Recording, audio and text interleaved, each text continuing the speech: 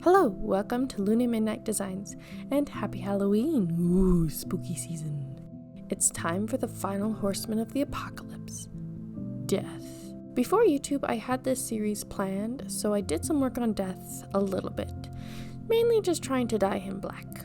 But only his arms, feet, joints, and head really took the color, which is very strange. But it's an easy fix with some spray paint. Here's my concept for him. It stuck very close to my original from all those years ago: ripped pants, a tattered hoodie, a crow, a lantern, but there's a new addition of a mask. It is very simple compared to his siblings, but from the start, this is how I saw him being. Plus, Death is very simple, a silent presence with deadly consequences. So let's get started. Like I said, it's an easy fix for the skin color. Just need a few layers of spray paint and he is good to go. I'm glad the dye worked on the joints so that when the paint does peel in those places, it'll still be black. I also did seal him a few times with Mr. Super Clear, and I forgot to mention that I did spray his body with Mr. Super Clear before I sprayed it with spray paint so that it would really stick. The face up is very, very, very simple. It's just eyes. Just white eyes that have a glowing effect with the help of some pastels, because they're not going to be actually glowing, because I don't know how to do that. I had to do a lot of layers before the white was actually visible enough and that it looked good. The pastels around the eyes will give the illusion that the eyes are glowing. It's kind of like the rim around an actual light bulb kind of thing, but the light's like... Anyway, you know what I'm talking about. After enough layers of pastels, I draw on the eyes with white pencil.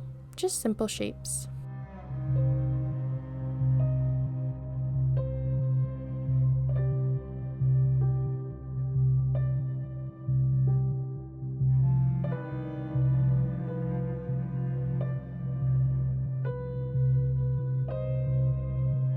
After that, to make the eyes stand out even more, I use paint.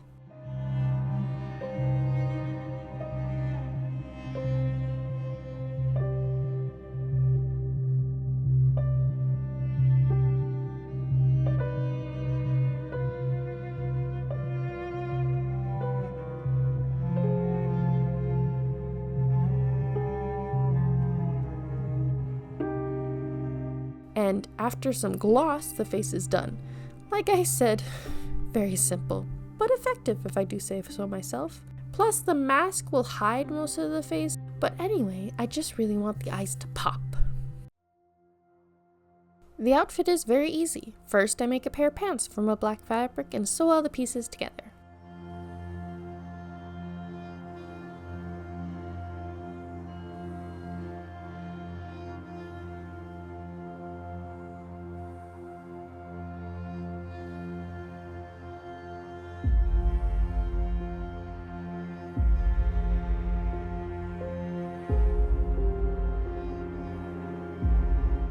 The outfit is very easy. First, I make a pair of pants from a black fabric and sew all the pieces together.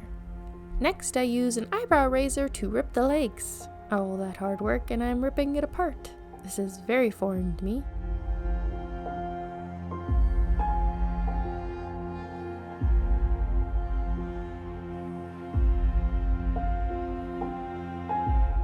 Once I'm happy with how they looked ripped, I move on to the hood. I do have to downsize the pattern for the hood a little bit because it's a little really big and I just want it to be kind of small.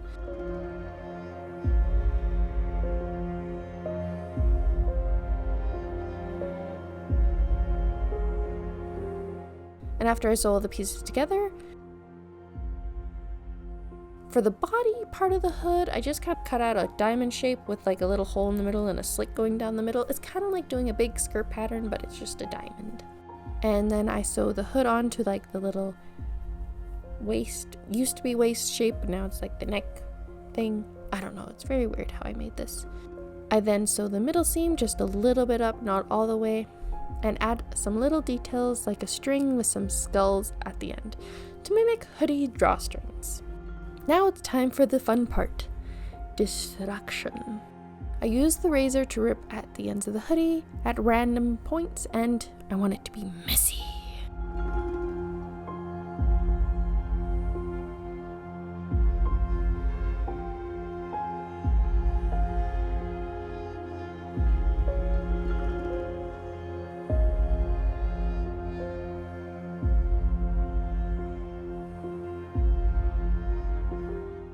And with that, the outfit is done. So far, this guy is very simple and easy. It's very suspicious. I hope nothing bad happens. For the hair, it's very simple. I'm just going to do some yarn. I had these black and gray yarn hair wefts already made from a different doll, so I'm just going to use them and steal them from that one, because that one is not getting done. I then just glue them to his head in no specific style. I then give him a little bit of a brush and a much needed haircut. But it doesn't have to be perfect, it's simple and messy, kind of like the rest of his outfit. And him. I wrap the head with plaster wrap to protect the hair and face from the clay. Using epoxy clay, I build the base of the skull, just a very simple forehead shape, and around the eyes and a little bit over the mouth. I do make the crown part of the head, which is like the forehead part, a little bit bigger so that I can sand away to like the size I want, because I just want it to be just below his hairline.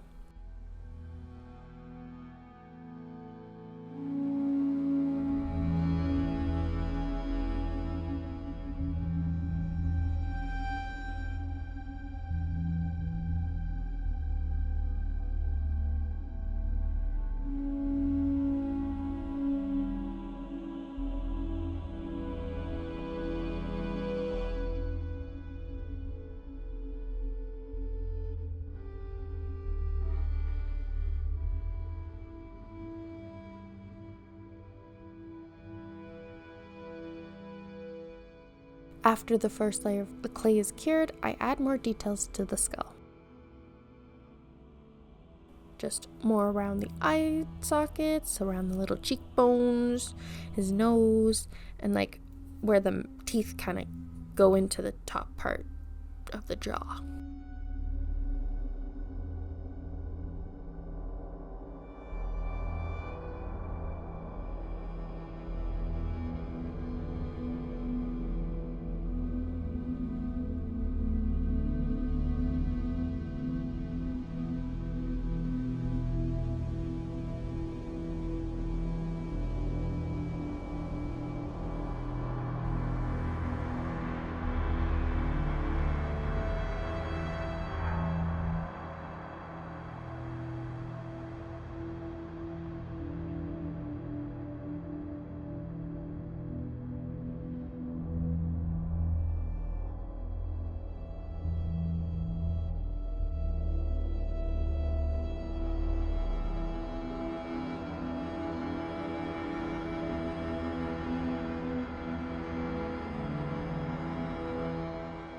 And thank you, past me, for making so many teeth from Scylla that I will have teeth forever.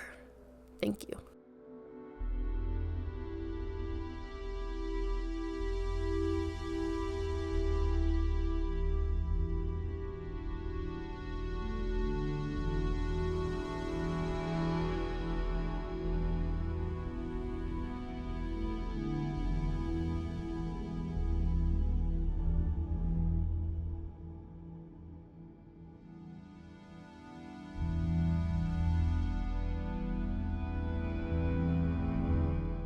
And damn, it looks so good! But it needs to be black, so a quick trip with the spray paint and the mask is done. And I also do a layer of gloss as well. Man, this project is coming together nicely. Maybe it will be nice to me, unlike a few past projects. Now this is where I got a little ambitious. So my original plan was to sculpt a simple lantern and add some soul-looking things on the inside, maybe some glow paint, nothing fancy. But then my brain was like, let's make it light up. So let's get fancy. I will build the lantern off this glass bottle. So to start, I don't know anything about electronic building or like circuits or none of that. So I kind of outsourced to find an already made lighty thingy, and I found this string of lights. This will work. And I can make the other lights look like little slows floating around getting sucked into his lantern. Yeah, this is going to be perfect. Okay, let's light it up. Wait, what? Why is it flashing? No! So, time to try number 2. I scavenged these lights and this battery thingy from like a build kit for those mini house things. I just have to connect the right wires to the right wires, and it should work. Only problem is the size of the battery part, but that's a future me problem. So it's time to sculpt the lantern. I drew up a little concept and started with air dry clay to make the skull top and the bottom jaw. They turned out pretty good, if I do say so myself. Some final fixes and reshaping and like making the eye holes like go all the way through so some of the light can go through them, because that would be cool. And they're done.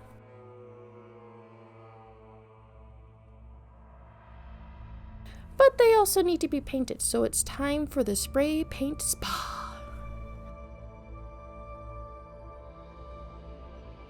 Now I just have to attach the pieces to the glass with some glue, but very carefully. I then insert the light and turn it on, and yay, it worked, and damn does it look good and spooky. My only wish was that it was actually a blue light, but I'll take what I can get. I'm also very happy for this being my first try at electronic thingies. For the little crow friend, I made a basic shape from air dry clay, put a magnet in the butt. He also got a spa trip as well, and added some texture to make it look like feathers and some red gem eyes, and he's good to follow death wherever he goes.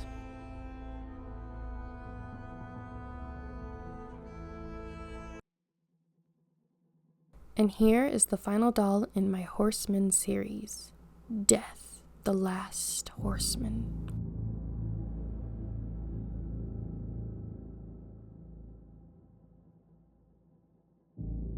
He comes silent and in the night, bringing with him an all-consuming darkness.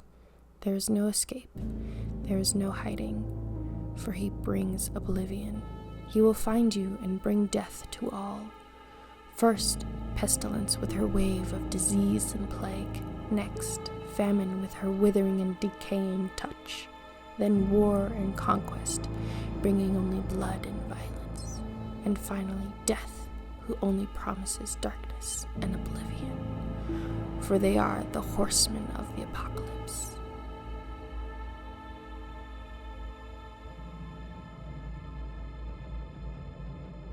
Creating this series was a dream come true from so long ago. I love how each of them turned out, and definitely how they all look together. I hope you all enjoyed the series as much as I did. I wonder what is next for my Halloween. Should I do another series or maybe individual dolls? Let me know.